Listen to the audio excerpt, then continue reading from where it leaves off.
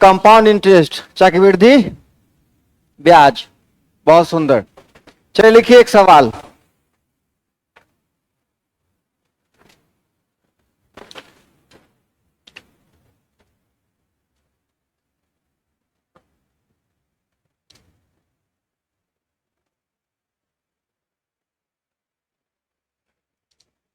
लिखिए, कोई मूलधन कोई मूलधन कोई मूलधन कोई मूलधन कोई मूलधन साधारण ब्याज की खास दर से साधारण ब्याज की खास दर से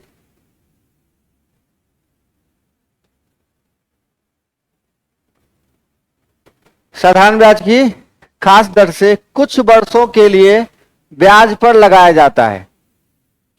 ब्याज पर लगाया जाता है लगाया जाता है तो मिश्रधन तो मिश्रधन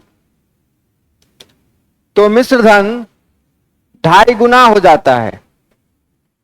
तो मिश्रधन 2.5 गुना हो जाता है। तो मिश्रधन 2.5 गुना हो जाता है। मिश्रधन 2.5 गुना हो जाता है।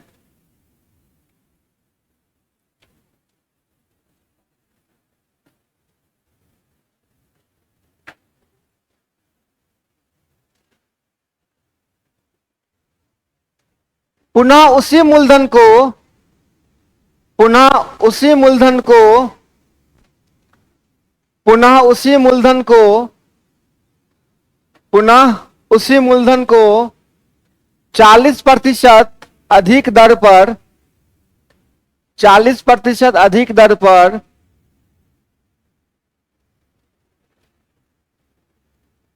40% अधिक दर पर और 60% कम समय के लिए ब्याज पर लगाया गया। 40% अधिक दर पर तथा 60% कम समय के लिए ब्याज पर लगाया जाता है। 40% अधिक दर पर तथा 60% कम समय के लिए ब्याज पर लगाया जाता है तो मिश्रधन मूलधन का कितना गुना हो जाएगा। क्वेश्चन बहुत ही साधारण है। जो लेट से आए हैं लिख लीजिए। मैं यहां लिख देता हूं, ध्यान से देखिए।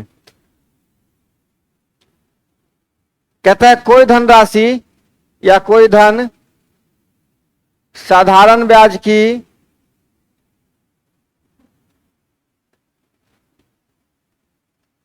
खास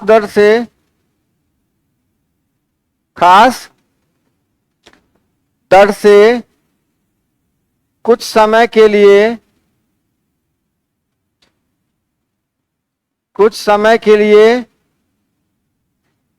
ब्याज पर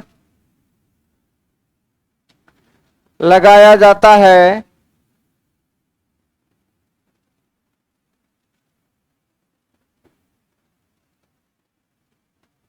तो मिश्रधन मूलधन का कै गुना हो जाता है। 2.5 गुना हो जाता है। यदि उसी मूलधन को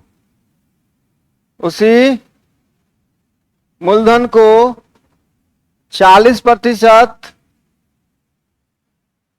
अधिक दर पर और 60% कम समय के लिए ब्याज पर लगाया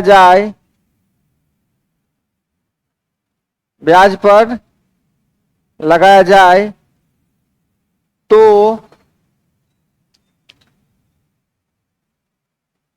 मिश्रधन मूलधन का कितना गुना होगा। आप लिख सकते हैं अच्छे से।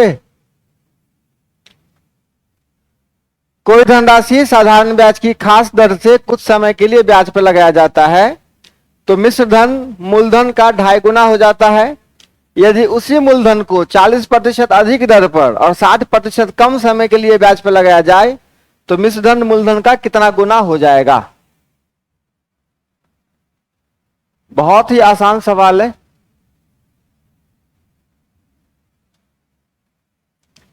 आपका कितना स्किल है अब साधारण ब्याज पे, क्या दिमाग लगा सकते हैं आप इतना कॉन्सेप्ट पढ़ने के बाद।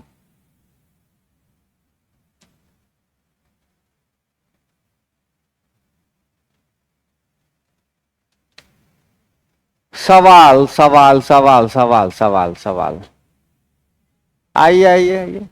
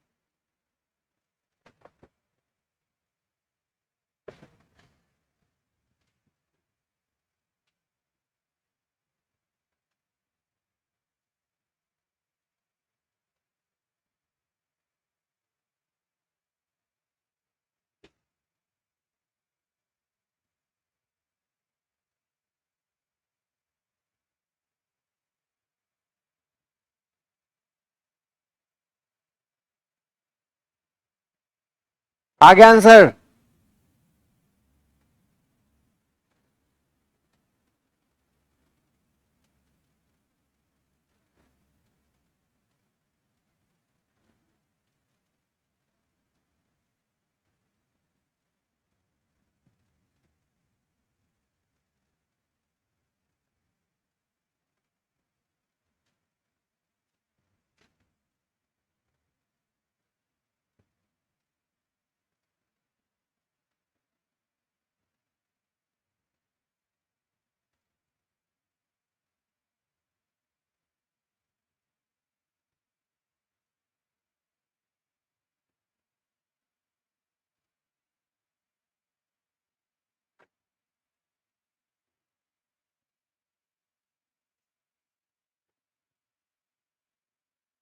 आप सभी के स्वागत के लिए एक क्वेश्चन है बोर्ड पे, यहीं से स्टार्टर है, स्टार्टर यहीं से स्टार्ट करते।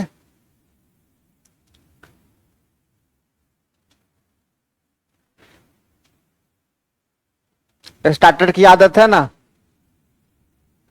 अरे है ना स्टार्टर खाने की आदत, तो यहां भी तो स्टार्टर चाहिए।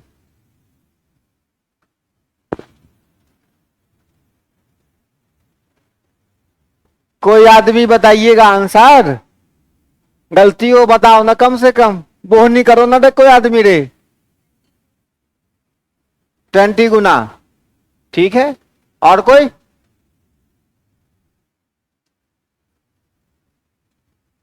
नहीं बना, नहीं।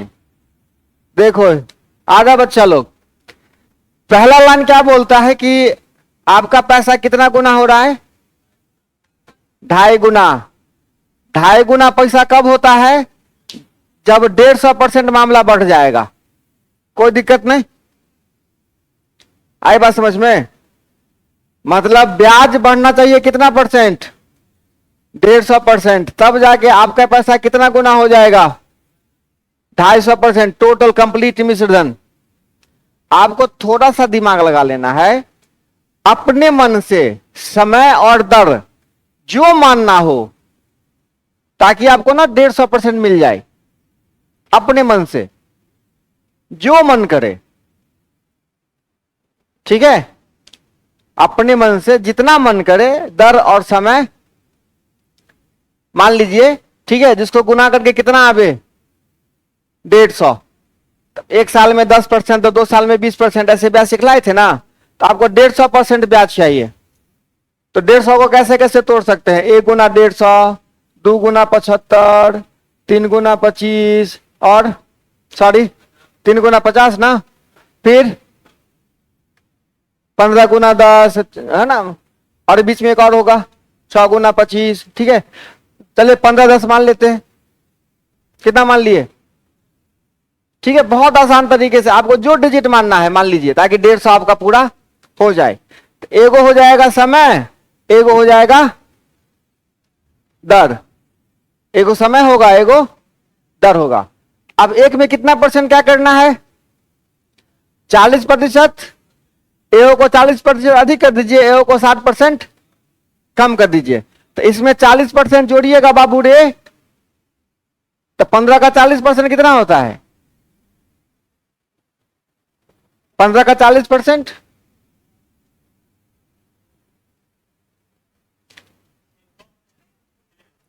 देखिए 10% के लिए क्या करते हैं, एक अंक के बाद दशमलव डाल देते हैं। तो 15 का 10% होगा 1.5, इसका चरगुना, तो 1.5 के चरगुना 6। तो ये कितना हो जाएगा? 15 6 21। इसमें क्या करना है? 60% कम। तो 10 में 60% घटेगा तो कितना हो जाएगा? 4। तो 2100 का क्या हो गया? मतलब 84% मामला क्या हुआ? बढ़ गया। 84% मामला बढ़ गया। मतलब पहले 100 था, अब मिश्रण कितना मिलेगा? कितना गुना ये बढ़ गया? ठीक है, 1.84 गुना। ठीक है, इसमें कोई कॉन्सेप्ट नहीं, जितना आपने पढ़ा है उसी स्किल का इस्तेमाल आपको करना था। क्या थोड़ा बहुत दायां बायां एग्जाम में सोचना पड़ता है। चले एक और सवाल लगाते हैं, तब तक और 1 2 बच्चे आना होगा तो आ जाएंगे। नोट कर लीजिए अच्छे से।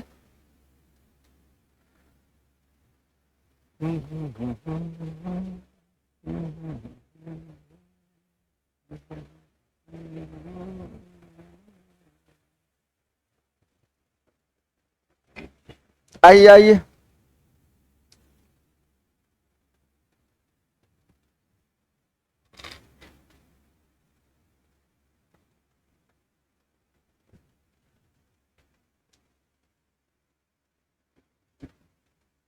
बतियाओ आपस में। नहीं, अगर नहीं बतिया दे होते तो सवाल पैदा नहीं है समझने का। इसमें क्या है, 150 पूरा करने के लिए 15 और 10 मान लिए। हमको कितना ब्याज चाहिए? 150% चाहिए ना, तो 15 दाही 150। तो किसी को समय मान लेंगे, किसी को, तो मैंने 15 को क्या मान लिया, और 15 क्या माने थे? 15 डेट माने थे ना, और 10 को क्या माने थे? टाइम। तो रेट में कितने परसेंट की क्या बोल रहा है? 40%। तो 15 का 40% होता है 6। तो 6 बढ़ा देंगे तो कितना होगा? 21। ये कितना होगा?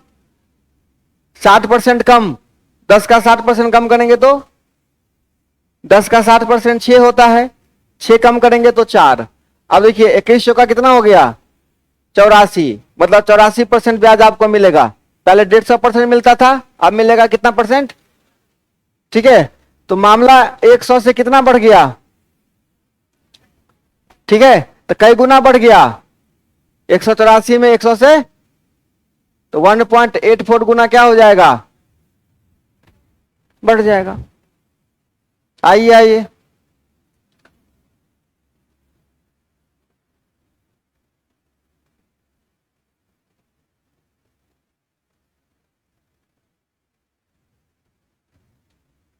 एक नया क्वेश्चन लिखें।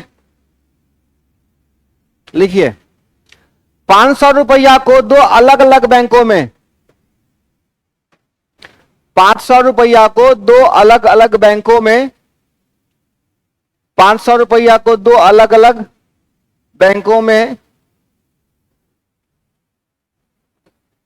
2 वर्षों के लिए जमा किया जाता है।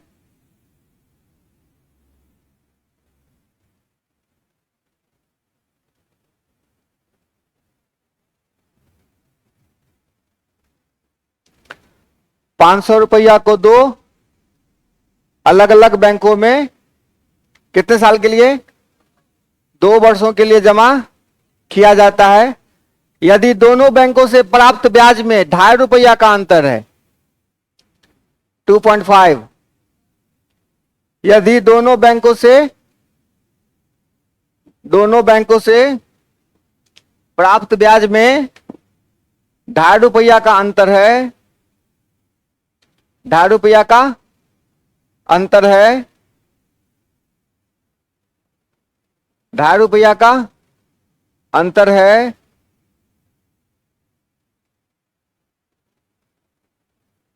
कल के क्वेश्चन। हाँ,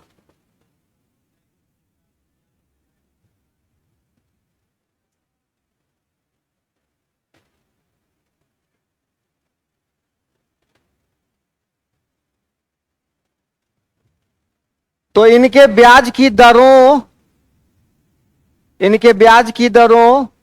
का अंतर कितना है, तो इनके ब्याज की दरों का अंतर कितना है, तो इनके ब्याज की दरों का अंतर कितना है। 500 रुपया जमा करता है अलग अलग बैंकों में और दोनों के ब्याज में कितने का अंतर है, 2.5 का। तो आपसे क्या पूछ रहा है,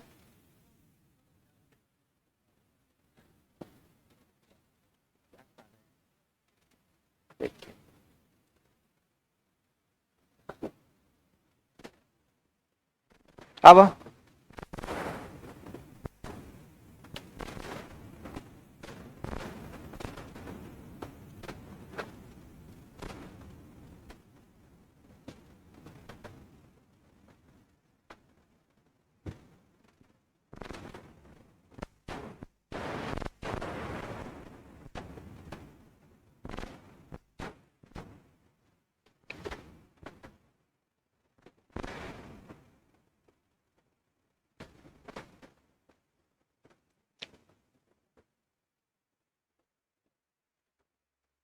अगर क्लास में कोई भी बच्चे च्युइंगम चबाएंगे तो कुछ देर के लिए उनका ध्यान चल जाएगा च्युइंगम के रस पे कि बचल है कि या फेंक दें, नहीं तो इससे बढ़िया है कि वो ध्यान कहां लगाइए, क्या, कहां, सवाल पर।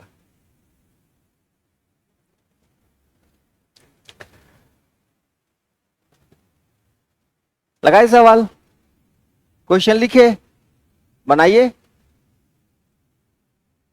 0.05, ठीक है। और कोई,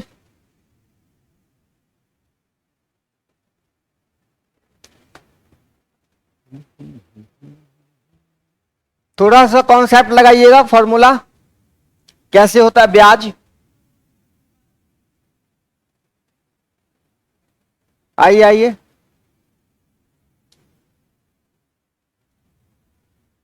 जीरो 0.25, ठीक है।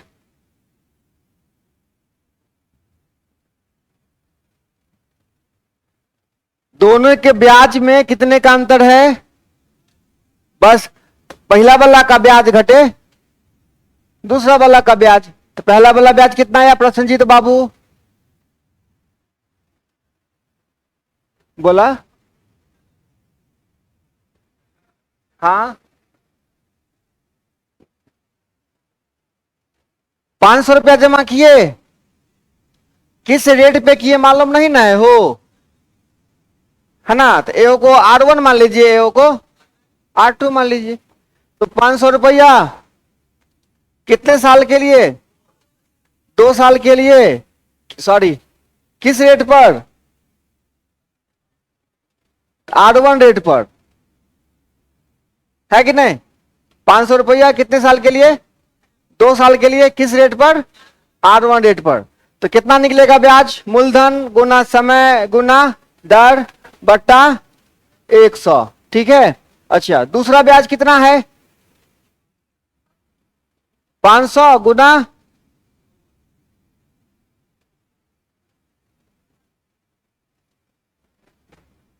और जब एक झलक देखते हैं ना तो बस केवल R1 R2 में अंतर होगा, बाकी डिजिट दोनों में सेम है कि नहीं। तो 500 दूना 1000 बट्टा 100, 1000 बट्टा, तो यहां पे कितना आएगा, फिर बतियाने में लग गए और फिर बाद में नहीं समझ में आवे, 10R1 माइनस 10R2, दोनों में कितने का अंतर है, 2.5 का। यहां से R1 माइनस R2 निकालना है। दर पूछता तो फिर मुश्किल हो जाता, दर के लिए ये डाटा पर्याप्त नहीं है। देखो अंतर निकल रहा है R1 माइनस R2 का, कितना हो जाएगा, 2.5/10। आता है इसको सॉल्व करने,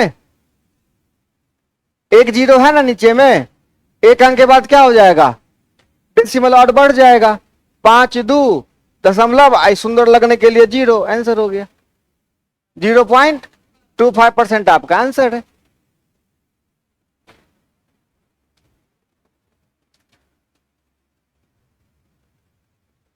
आप लोग आगे आइएगा, आप चारों लोग आइए, हाँ आइए आगे खाली जगह, जब फिर आगे बढ़ जाए तब पीछे बैठिएगा, आइए आइए।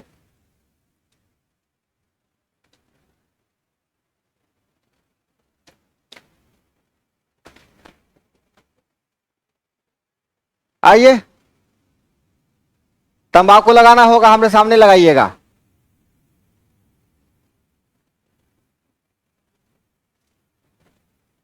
आराम से पीछे बैठेगा कि बतियाए में दिक्कत नहीं होगा। अरे तेरी,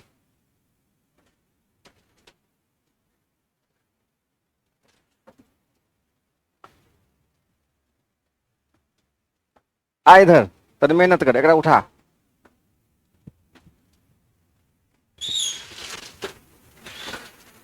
कर दो साइड इसको। हाँ रे किया नहीं, एमे चाहिए किच, रख दीजिए। आप एकदम फ्री फ्री लगेगा। हाँ, कितना दिन पे आए हो जी आज, हाँ तो क्लास छोटा, उसका कोई बैकअप है, इग्नोर मारो, यही ना। अब आते हैं बाबू रे, कहानी शुरू करते हैं कंपाउंड इंटरेस्ट की, ठीक है। चलिए, कंपाउंड इंटरेस्ट में कुछ ऐसा सवाल मिलेगा जिसमें केवल कंपाउंड इंटरेस्ट की बात होगी, और कुछ ऐसा सवाल मिलेगा जिसमें साधारण और चक्रवृद्धि कंपाउंड दोनों क्वेश्चन, दोनों के कॉन्सेप्ट साथ में आएंगे, ठीक। कैसा कैसा सवाल मिलेगा, कुछ सवाल ऐसा होगा जिसमें केवल कंपाउंड इंटरेस्ट की बात होगी, उसी के कॉन्सेप्ट पे सवाल बनेंगे, और कुछ सवाल ऐसा होगा जिसमें सिंपल और कंपाउंड दोनों के कॉन्सेप्ट को मिला के सवाल होगा। तो सिंपल इंटरेस्ट तो आना ही चाहिए अगर आपको कंपाउंड इंटरेस्ट अच्छे से सीखना है। तो जो बच्चे अब्सेंट किए हैं सिंपल इंटरेस्ट में, वो किसी भी तरह क्लास को क्या करिएगा, कंप्लीट कर लीजिएगा, किसी भी तरह, जो जो जरिए आपके पास है। इग्नोर करने से काम नहीं चलेगा। और परसों के क्लास में इतना चिल्ला चिल्ला के बोल दिया था कि कोई आदमी अब्सेंट मत करिएगा, फिर भी कुछ आज महानुभाव हैं जो अब्सेंट है। सुनिए चक्रवृद्धि ब्याज की कहानी। एक आदमी 1000 रुपया कर्जा लगाया, 10% ब्याज पर। कितना परसेंट, 10% ब्याज पे, कितना हजार रुपया, 1000 रुपया। बोला कि हम तुमसे साधारण ब्याज लेंगे, सिंपल इंटरेस्ट। क्या लेंगे, साधारण ब्याज लेंगे, सिंपल इंटरेस्ट लेंगे। बोला ठीक है, अगले साल हिसाब कर देंगे तुम्हारा। अगले साल आया हिसाब करने के लिए, बोला कि 1000 रुपया वो हो गया और 10% ब्याज अलग से। कितना परसेंट, तो 1000 का 10% कितना होता है। अगर ऐसे निकाल पा रहे हैं तो ठीक है, और नहीं तो शुरुआत दौर में एकदम साइड में निकाल लीजिएगा 1000 का 10%, ठीक है। शुरुआत में अगर आपको ज्यादा अभ्यास करना पड़ रहा है तो कोई घबराने की बात, एकदम छोटी छोटी बातें ना स्टेप बाय स्टेप खुद से करिए। तो 1000 का 10% साइड में निकाले, 100 रुपया। तो 1000 प्लस 100, 1100 रुपया सर आप हमको दे दीजिए। तो बोला कि अभी पैसा नहीं है, अगले साल हिसाब कर देंगे। तो सर क्लास में बताए हैं कि साधारण ब्याज की खासियत होती है कि प्रत्येक साल वो क्या होता है, अब जब तक मूलधन में और रेट में छेड़छाड़ नहीं होगा तो ब्याज में भी छेड़छाड़ नहीं होगा। अब 100 रुपया क्या होगा, बढ़ता जाएगा। अब अगले साल 1200, अगले साल 1300, ऐसा ही कहानी क्या होगा, अब आगे चलता जाएगा। ठीक है, इसमें कहीं कोई दिक्कत नहीं। अब बोला कि इसी पैसा को लगाया कंपाउंड इंटरेस्ट पर। किस पर, कंपाउंड इंटरेस्ट पर। कितना 1000 रुपया, 1000 रुपया। बोला भाई अगले साल पैसा हम आपको दे देंगे। किस ब्याज पर, चक्रवृद्धि ब्याज पर। कितना % रेट पर। तो यहां कोई फर्क नहीं पड़ता है, साधारण हो चाहे चक्रवृद्धि, पहला साल का ब्याज क्या होता है, सेम होता है। साधारण हो या चक्रवृद्धि, पहले साल का ब्याज क्या होता है, सेम होता है। अब आया भाई कि पैसा हमारे पास नहीं है, पैसा नहीं है, तो बोला ठीक है अगले साल दे देगा। तो लेकिन एक शर्त है बाबू, सुन लो, तुम जो हमको 100 रुपया कम से कम ब्याज हो तो दो। बोला ब्याजो नहीं है। तो बोला तू जो ब्याज हमको दे देता, तो पवड़ा हमसे मांग रहा था 100 रुपया ब्याज पे, उसको हम दे देते तो वो भी 10 रुपया हमको देता, 10%। कितने का, तो एक काम करो, हम नुकसान नहीं सहेंगे, अब आपको ब्याज का भी ब्याज, ठीक है, तो अब आपको डबल डबल 1000 का तो ब्याज लगबे करेगा, साथ साथ अब 100 का भी 10% लगेगा। तो कुल मिला के आपको 1100 का 10% लगेगा। कितना, तो 1100 का 10%। और हम कई बार बोल चुके हैं 10% निकालने के लिए बस एक अंक के बाद क्या करना है, पीछे से दशमलव लगा देना है। तो आपको 110 रुपया अगले बार आपको देना पड़ेगा। तो अब 1100 रुपया बन जाएगा आपका कितना, 1210। तो अगले साल सर आपको देना पड़ेगा 1210। उसी प्रकार आप इस साल भी पैसा अगर नहीं देते हैं तो 3 साल बाद आपका पैसा बन जाएगा। अब 1210 का फिर ब्याज लगेगा आपको, ठीक है। अब कितने का ब्याज लगेगा, 1210 का। तो 1210 का 10% 121। अब आपको सर 121 रुपया अगले साल हम आपसे ब्याज लेंगे। तो ओवरऑल आपका पैसा कितना बढ़ गया, 1331, 1331। ठीक है। अब सुनिए, परसेंटेज में आपने एक कॉन्सेप्ट पढ़ा था, प्रॉफिट लॉस में मैंने पढ़ाया था, इक्विवेलेंट डिस्काउंट, और या क्या कहते हैं उसको, जब 3 बार सक्सेसिव बढ़ोतरी होती है 10%, 10% और 10%, तो ओवरऑल कितना परसेंट बढ़ जाता है, 10%, 10%, 10%। कितनी बार हो रहे हैं यहाँ पे, 3 बार बढ़ रहा है, 10%, फिर 10%, फिर देखिए तो 1000 कितना हो गया, कितने की वृद्धि हुई, 300। तो प्रतिशत वृद्धि कितना निकला, 331 बट्टा 1000 गुने कट गया, कितना आ गया, 33 पॉइंट। ये आप हमेशा याद रखिएगा कि जब 3 बार लगातार कितना परसेंट बढ़ेगा, क्रमिक रूप से 10%, 10%, 10%, तो ओवरऑल कितना परसेंट बढ़ा दीजिए, केवल 33.1% मामला क्या हो जाएगा, बढ़ जाएगा। ठीक है, इसको अच्छे से नोट करिए। और इस डाटा से बहुत क्वेश्चन बनेगा। यह भी आपको बहुत छोटा डाटा लगता होगा, बड़े बड़े सवाल इस डाटा पे चित्त हो जाएंगे। तू को तक चली गाय बड़े काम था, कौन काम चलो हमरो पता हो। हाँ, नींद में होगा, लेट हो गया, आज मन नहीं है, वही काम होता है और कौन काम होता है। आज मन ने हो जाए के, आज दिन नोचे हो, पीठी नोचे हो, आज कोचिंग ने जो, यही सब काम होता है और कौन काम होता है। आज गर्मी लगे हो, यही ना होता है समस्या, और कौन समस्या होता है। काम करता है तू लोग रे।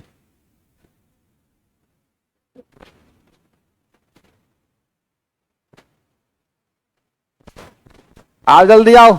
या आना बाद में?